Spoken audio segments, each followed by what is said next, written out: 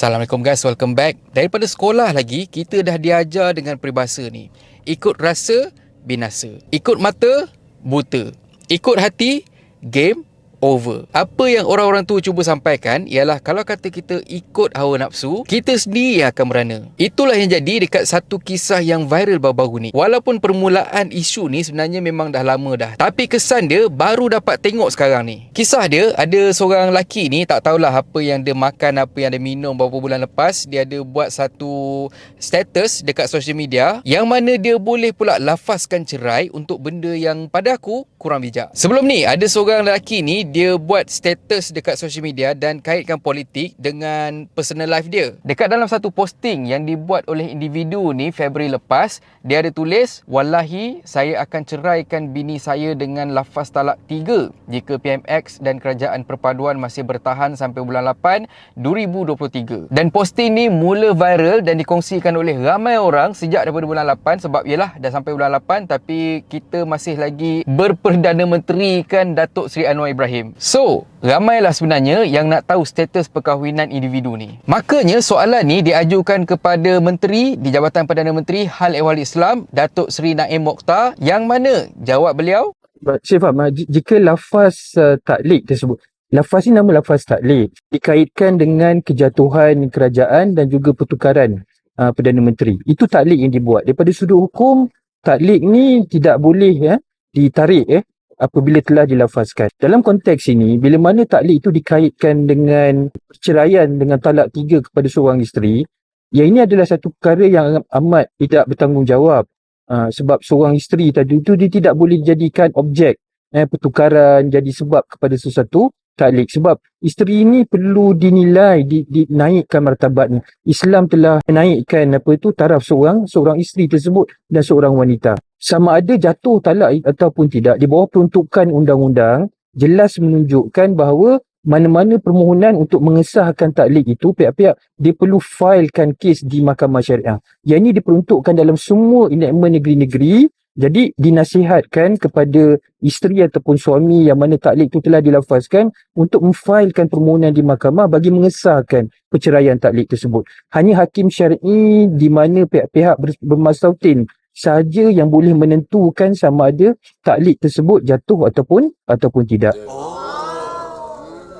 cuma macam mana pun ada individu yang dakwa status ni sebenarnya bukanlah disampaikan ataupun dibuat oleh individu yang ada dekat dalam gambar tu, tapi sebenarnya orang lain. Kiranya ada orang yang up status tu tapi dia gunakan gambar orang lain. Kiranya lebih kurang macam khianat lah. Dan ada juga yang dakwa akaun Facebook individu ni sebenarnya kena hack. Dan bila kita tinjau ruangan komen, ada yang berkata, "Kerja bodoh, terlalu taksub isteri jadi taruhan." Siapa yang duk kata pakcik ni tanggunglah nanti. Benda dah lama, pakcik ni dah bagi tahu, dia pun tak tahu pasal benda ni.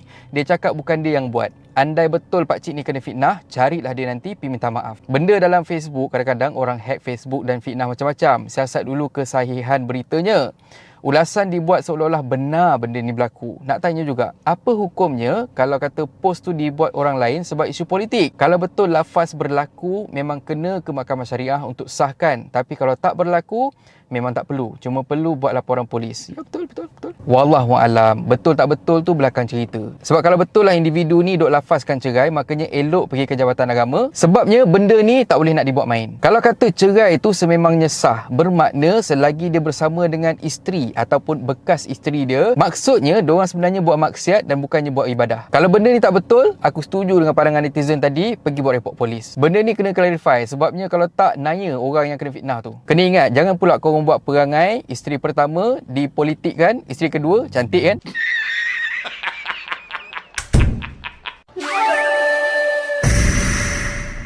Benda standard macam yang aku selalu cakap, jangan taksub dengan politik. Dekat sini ada dua situasi dan aku bukan nak menuduh, cumanya aku nak ingatkan kepada korang semua, termasuk akulah. Yang pertama, jangan disebabkan politik kita gadaikan keluarga kita. Zaman sekarang ni, politik bukanlah perjuangan untuk kebanyakan isu, tapi sebenarnya lebih kepada perebutan kuasa di kalangan mereka yang berkepentingan. At the end of the day, macam mana pun akhirnya rakyat yang jadi mangsa sebenarnya. Kita ni hanya diperlukan untuk menunjukkan pengaruh kuasa diorang. Mana yang ramai pengundi, maksudnya dialah yang paling popular, dan bila kata dia paling popular, dialah yang dapat gunakan kuasa. Betul pun. Mungkin apa yang jadi ni sebenarnya semuanya fitnah dan tuan badan tak tahu menahu pun, tapi ada orang yang gunakan gambar dia. Tapi macam mana pun, ikut pengalaman aku sendiri, memang ada ahli keluarga yang tak bertegur siapa hanya disebabkan politik.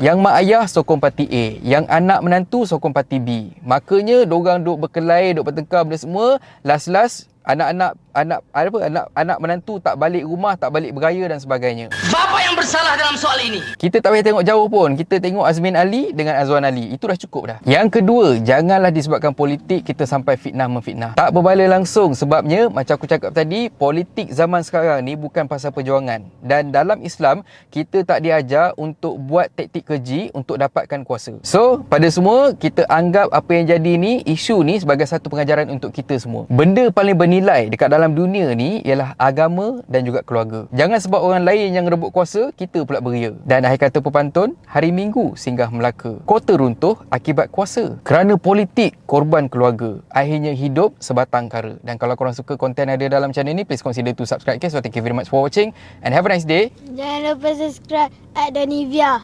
Assalamualaikum guys. YouTube ada fungsi baru iaitu Super Thanks. Siapa yang nak belanja aku kopi, korang boleh tekan butang Super Thanks kat bawah ni. Korang belanja aku RM6 je. So kalau sesiapa yang nak belanja aku kopi, bolehlah tekan Super Thanks ya. Anyway, terima kasih sangat-sangat untuk sokongan korang. Assalamualaikum.